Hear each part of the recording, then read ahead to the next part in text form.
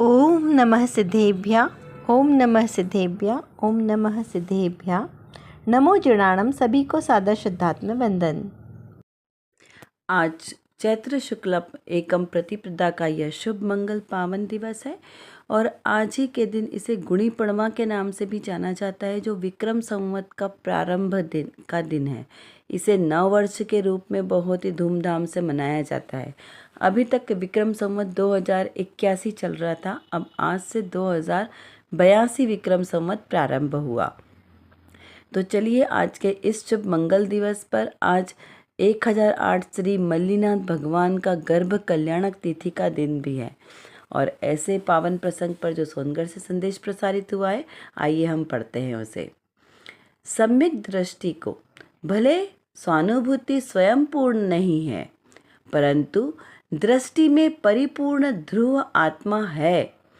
ज्ञान परिणति द्रव्य तथा पर्याय को जानती है, परंतु पर्याय पर जोर नहीं है। दृष्टि में अकेला स्व की और द्रव्य की ओर का ही बल रहता है। इस प्रकार पूज्य बहन श्री बहन के वचनामृत के 399 बोल के आधार से यह हमें संदेश प्राप्त हुआ है। इसमें क्या विशेष बात बताइए कि सम्यक दृष्टि को भले स्वानुभूति स्वयं पूर्ण नहीं हुई है, यानी अभी जो स्वानुभूति उन्हें हुई है वो पूर्णता की दशा को प्राप्त नहीं हुई है, अभी आंशिक शुद्धि प्राप्त हुई है, कैसे प्रारंभिक अवस्था की है, परंतु दृष्टि में परिपूर्ण ध्रुव आत्मा है। क्या कहा? अनुभूति अभी आंशिक रूप से प्रकट हुई है, लेकिन दृष्टि में जो आत्मा है वो कैसा है? अखंड प्राप्त हुआ, क्योंकि आत्मा तो अखंड है ना। अखंड द्रव्य पर दृष्टि रखना वही तो ध्रुव दृष्टि है कि तो अखंड ध्रुव दृष्टि में कैसा है? वो अखंड ध्रुव आत्मा है, अभेद आत्मा है, अचल परिपूर्ण आत्मा दृष्टि में आया है। लेकिन अनुभूति में कितना आया है? अभी थोड़ा सा अंश आया है, लेकिन दृष्टि में पूर्णता की अपेक्षा से उसे आत्मानुभूति हुई है। यहाँ पे कहा कि ज्ञान परिणति द्रव्य तथा पर्याय को जानती है। जो ज्ञान की जो जानने रूप पर्याय है ना, परिणति, तो वो कैसी है? वह द्रव्य और पर्याय दोनों को जानती है।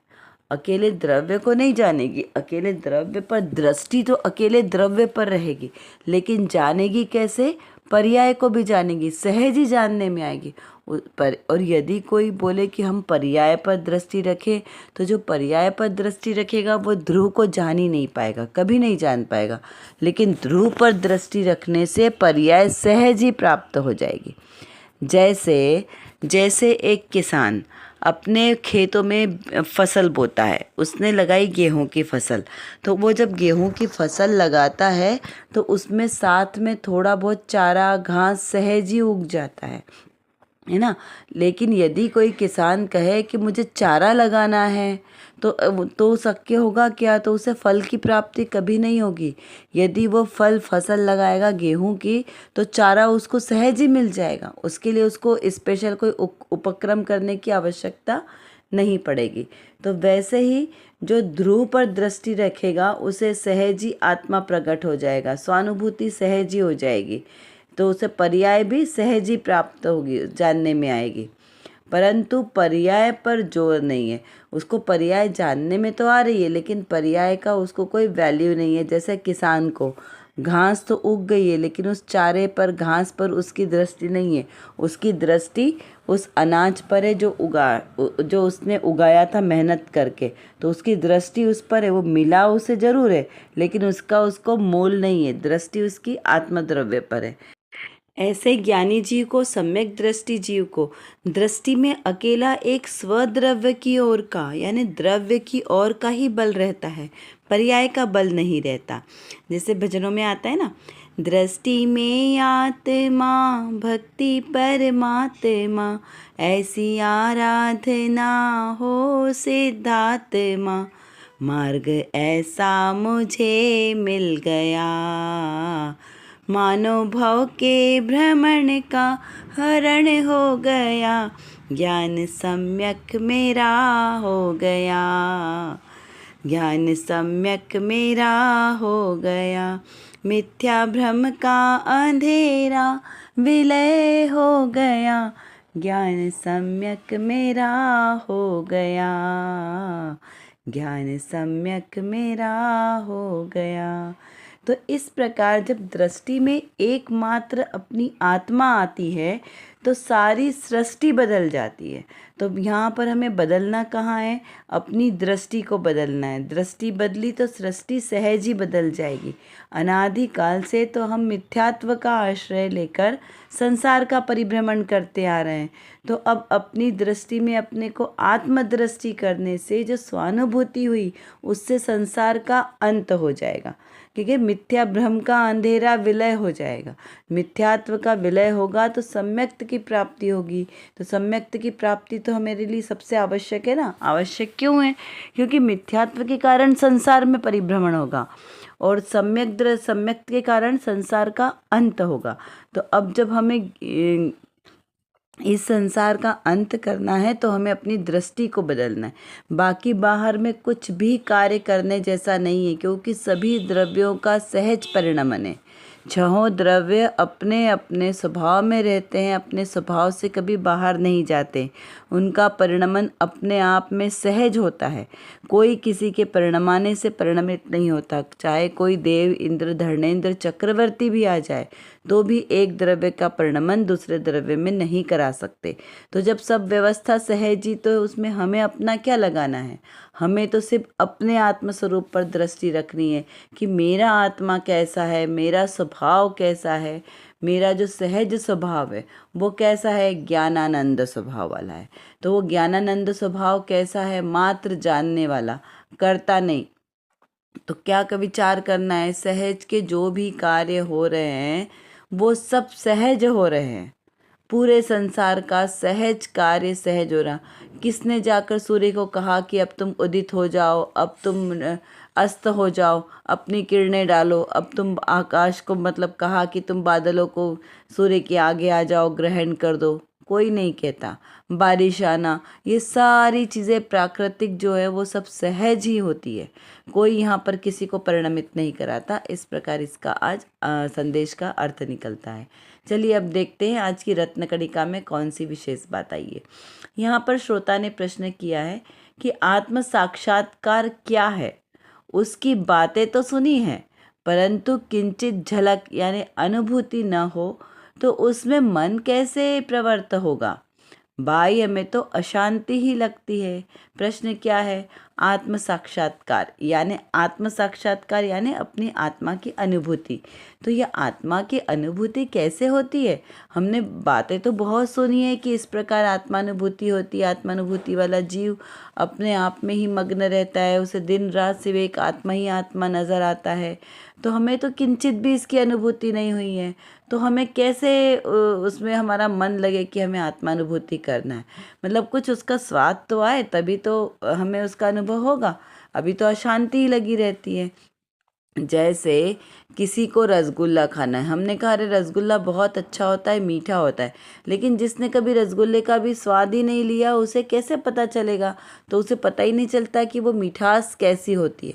जब तक वो थोड़ा सा उसको टेस्ट नहीं करेगा तब तक उसको उसके जो स्वाद है उसको अनुभूति नहीं होगी।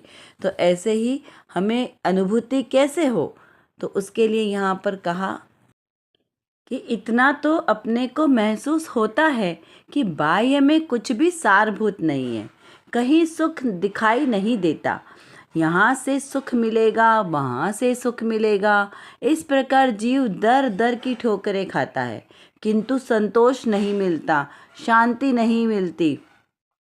उस पर से वह निष्कर्ष निकलता है कि सुख स्वरूप वस्तु और ही कुछ है जो अंतर में है। वह कब प्रकट होगी? कि जब जीव स्वयं पुरुषार्थ करे तब। पहले से किसी को झलकन नहीं आती, परंतु जिन महापुरुषों ने प्रकट किया है उसके लक्षण द्वारा बताया है। लक्षण से स्वयं विचार करना चाहिए। क्यों? क्योंकि अपने को सुख चाहिए तो पुरुषार्थ तो स्वयं ही करना पड़ेगा। इसीलिए इतनी तैयारी और जिज्ञासा होनी चाहिए कि मुझे अब आत्मा चाहिए, आत्मा के बिना अब मुझे कुछ नहीं सुहाता। इतनी अंतर में तीव्र जिज्ञासा हो तो मार्ग अवश्य मिलेगा। बिना जिज्ञासा के मार्ग नहीं मिलता। यहाँ पर कहा कि जब जीव स्वयं पुरुषार्थ करे तब पहले से किसी को झलक नहीं आएगी, परंतु जिन महापुरुषों ने प्रकट कर लिया है वे उसके लक्षण द्वारा बताते हैं। तो उन लक्षणों को पहचान कर हमें स्वयं विचार करना है। क्यों? क्योंकि सुख अपन स्वयं को चाहिए। तो जिसे भूख लगी हो वो भोजन करेगा ना, जिसे भूख लगी नहीं होगी वो भोजन क्यों करेगा? इसीलिए हमें ही इतनी तैयारी करनी पड़ेगी और जिज्ञासा इतनी तीव्र होनी पड़ेगी कि जिससे हमें अपना आत्मा मिले। तो स्वयं बुद्धि से विचार करें, परीक्षा करें कि यह बात सत्य है। फिर जिज्ञासा पूर्वक स्वयं आगे बढ़े, तब आत्म साक्षात्कार होगा। कैसे होगा आत्म साक्षात्कार? हमारे बुद्धि, विवेक और जिज्ञासा के बल पर। जिज्ञासा से पुरुषार्थ करें कि मुझे आत्मा मिलेगा। इस संसार में मैंने सारा संसार घूम कर देखा है ना, घूमी चारों गतियाँ, न मानी जिन वाणी की बत्तियाँ। ये मैंने अनंत बार ऐसा अपराध किया है, तो उसके कारण क्या हुआ? मुझे सिर्फ दुख ही दुख मिला है, सुख की प्राप्ति नहीं हुई है। लेकिन अब अगर मुझे ये अनुभव हुआ है कि संसार में कहीं पर भी सुख नहीं है, बोलते ना, हमने एक एक रिश्ते को, एक एक क्षेत्र को, द्रव्य, क्षेत्र, काल, भाव, पंच परावर्तन किए ना अनंत बार। तो ऐसे पंच परावर्तन अनंत बार कर लिए। एक एक प्रदेश प्रदेश को देख लिया, स्थान स्थान को देख लिया, एक एक समय समय को देख लिया, लेकिन कहीं पर भी सुख नहीं मिला। तो सुख वहाँ पर था क्या? सुख वहाँ पर था ही नहीं, तो मिलता कैसे? ये संसार में कहीं पर भी सुख नहीं है, इसलिए सुख नहीं मिला। तो अब ये हमें निर्णय करना है कि इस संसार में कहीं पर सुख नहीं है। सुख स्वरूपी जो आत्मा है, वो वस्तु, वो मैं हूँ और कुछ नहीं है। मेरे ही अंतर में सुख है और वहीं से सुख प्रकट होगा। इसके अलावा और कहीं से सुख प्रकट नहीं हो सकता। तो जब हमारा दृढ़ निश्चय होगा और उस रूप हमारा पुरुषार्थ चलेगा, तो सहज ही हमें आत्मा का साक्षात्कार होगा और वो आत्मानुभूति होगी। वो आत्मा का आनंद आए बिना रहेगा नहीं। क्यों? क्योंकि जब हम अपनी आत्मा में दृष्टि करेंगे तो वहाँ तो सुख सागर भरा हुआ है ना, तभी तो वहाँ पर मिलेगा। अब अगर यदि किसी को प्यास लगी है तो वो यदि सरोवर के पास जाएगा ही नहीं तो उसे कैसे प्यास बुझेगी? वो रेगिस्तान में ही घूमता जा रहा है, वहाँ की मृगमरीचिकाओं में देख रहा है कि यहाँ पर जल है, यहाँ पर जल है, और वहाँ पर ही अगर घूमता रहेगा तो उसकी प्यास बुझेगी क्या? नहीं बुझेगी। आप विचार करो, चिंतन करो कि यदि कोई जीव बहुत प्यासा है और वो रेगिस्तान की मृगमरीचिका में ही घूमता रहे तो उसकी प्यास कब बुझेगी? नहीं बुझेगी। तो उसको अगर प्यास बुझाना है तो उसे क्या करना पड़ेगा? वहाँ से उस मृगमरीचिका जो उसे दिखाई दे रही है उससे दृष्टि हटाना पड़ेगा, क्योंकि बार बार उसे एहसास हो रहा है ना कि इधर जल है, इधर जल है। पर उसे ये निर्णय करना पड़ेगा कि ये जहाँ मैं जल ढूंढ रहा हूँ ये रेगिस्तान है, तो यहाँ पे जल नहीं मिलेगा, मुझे यहाँ से रेगिस्तान को पार करके दूर जाना है। तो जब वो वहाँ से दूर जाएगा तब उसे जहाँ सरोवर है, जहाँ झरना बह रहा है निर्मल जल का, वहाँ से ही उसे जल की प्राप्ति होगी और वहाँ उसकी प्यास बुझेगी। अन्यथा उसका मरण हो जाएगा, लेकिन उसको कभी तृप्ति नहीं होगी, कभी शांति नहीं होगी। तो इसी प्रकार हम जीव जो संसार में भटक रहे हैं सुख की इच्छा में, यदि हमें सुख चाहिए, शाश्वत सुख चाहिए, तो हमें आत्मदृष्टि करनी होगी। यदि अभी हमने आत्मदृष्टि नहीं की तो जो हमें त्रस पर्याय मिली है 2000 साधिक मात्र की, है ना, बहुत सीमित काल है, अनंत काल में 2000 साधिक, तो ये हमें संसार में ही सुख ढूंढने के कारण समय हमारा निकल जाएगा और हमें सुख मिलेगा नहीं। फिर से हमें नरक निगोदों के चक्कर काटने पड़ेंगे। तो यदि नरक निगोदों के दुख नहीं चाहिए तो अब हमें बुद्धिपूर्वक ये निर्णय करना है कि हमें आत्मा चाहिए। मैं ही आत्मा हूँ, मतलब आत्मा चाहिए, मतलब मैं ही आत्मा हूँ। तो मुझे अपनी आत्मा को ही लक्ष्य में रखना है। जब इस लक्ष्य के साथ हम अपनी शुरुआत करेंगे तो हमें निश्चित ही आत्मा प्राप्त होगा। क्योंकि वो मेरे पास है ना, हाजरा हजूर है, तभी तो मुझे प्राप्त होगा। तो यहाँ पर ऐसा हमें तत्व निर्णय के साथ हमें ऐसा निर्णय करना है, पूर्ण जिज्ञासा के साथ अपने आत्मस्वरूप को जानने की तीव्र जिज्ञासा जागृत करनी है।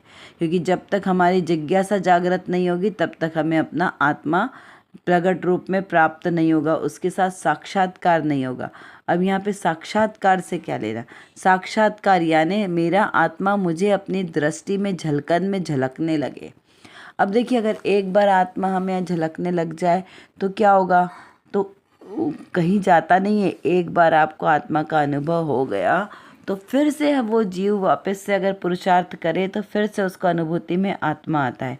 ऐसा निरंतर निरंतर सम्यक दृष्टि को निचली भूमिका में आत्मा का साक्षात्कार होता है। वो अनुभूति आती है, एक अद्भुत आनंद की अनुभूति होती है जब हम ध्यान, और ये दशा कब होती है, ध्यान की दशा में होती है, एकाग्रता की दशा में। सिर्फ स्वाध्याय करने पढ़ने के समय में ये अनुभूति नहीं होगी, क्योंकि उस समय तो विकल्प चलता है समझने का। तो समझना, और जितना हमने स्वाध्याय किया है, पढ़ा है, उसको कुछ देर बैठकर शांत चित्त होकर उसका ध्यान करना है। तब वो प्रैक्टिस से हमें अनुभव में आएगा आत्मा। अधिक से अधिक हम 1 घंटा, 1.5 घंटा, 2 घंटा, जितना हमारा मन लगे, अनुकूलता लगे, उतना ध्यान करें। अन्यथा कम से कम 15 मिनट तो हमें आत्मा के चिंतन में देना ही चाहिए कि जो भी हमने पढ़ा उसका चिंतन बहुत ज़रूरी है। देखिए, जो एनिमल्स होते हैं वो भी खाना खा लेते हैं लेकिन उसके बाद में शांति से बैठकर जुगाली करते हैं। तो वो जुगाली बहुत ज़्यादा ज़रूरी है हमें, कि शांत से बैठकर जितना हम आत्मचिंतन करेंगे उतना ही हमारा जो विषय है वो हमारा सब क्लियर होगा। तो आप भी निश्चित ही जितना पढ़ें उतना उसको चिंतन अवश्य करें। तभी कुछ प्रश्नों के माध्यम से हम समझते हैं कि हमने कितना पढ़ा।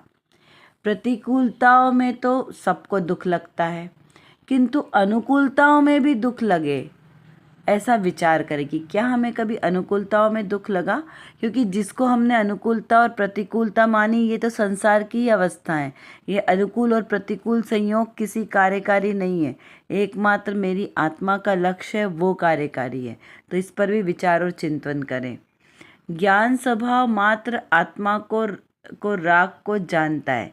क्या कहा, ज्ञान स्वभाव, जो मेरा ज्ञान स्वभाव है ना, ज्ञायक स्वभाव, वो मात्र राग को, आत्मा को या राग को जानता है।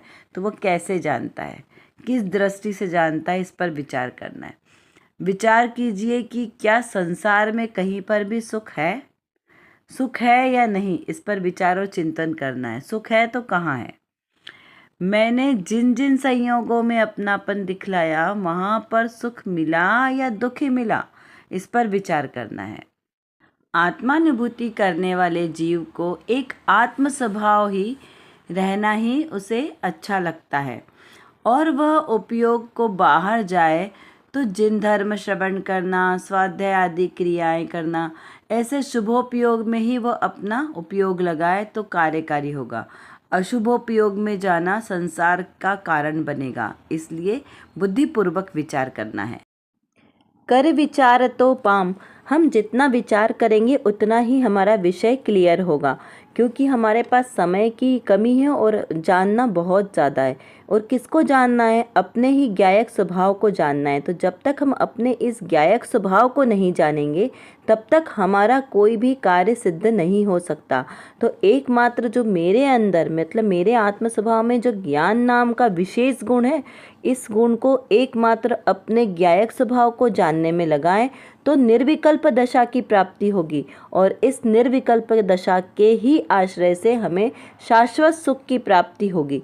तो वो शाश्वत सुख हमें प्राप्त हो, इसीलिए पुरुषार्थ करना आवश्यक है। उसके लिए व्यवहार से तो सच्चे वीतरागी देवशास्त्र गुरु का आश्रय लेना योग्य है, और निश्चय नय से मेरी निज शुद्धात्मा का आश्रय लेना ही सर्वश्रेष्ठ उपाय है।